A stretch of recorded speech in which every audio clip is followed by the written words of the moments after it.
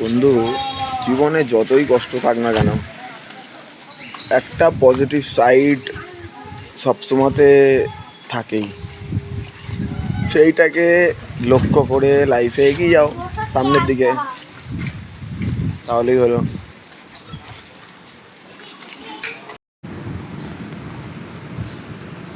তো welcome to my blog day number 2।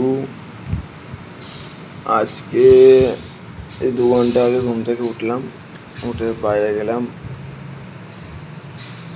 দিয়ে খাওয়া দাওয়া করে এসেছি। এইবার এই হচ্ছে আমাদের রুম। দিস ইজ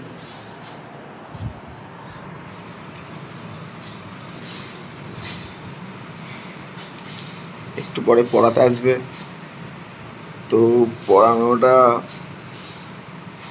পড়ে দেখি কখন আসে। 11টা নাগাদ পড়াতে আসার কথা আছে। কিরে প্রবীর, 11টার সময় পড়াতে আসবে তো? আজকে পড়ানো আছে, 11টার সময় পড়লেও পড়াতে আসবে। আজকে পড়াতে আসার কথা আছে, যদি পড়াতে আসে ভালো, নাহলে যবে পড়াতে আসবে তবে আসবো। টুকটুক করে একটু মাঠের দিকে যাবো এখন, যদি না পড়াতে আসে তো তো দিস ইজ দ্য প্ল্যান। এখন যাই, একটু পরে কথা হচ্ছে।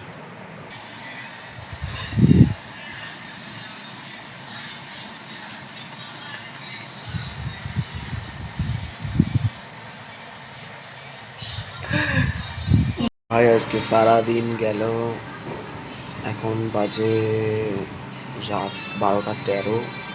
ও ওয়াও, কি রাইমটা এই সুন্দর হলো তো।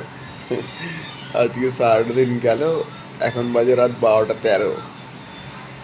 একটা অন্য ধরনের আমি স্মেল শুনতে পাচ্ছি, স্মেল পাচ্ছি। সেই স্মেলটা হচ্ছে উইডের।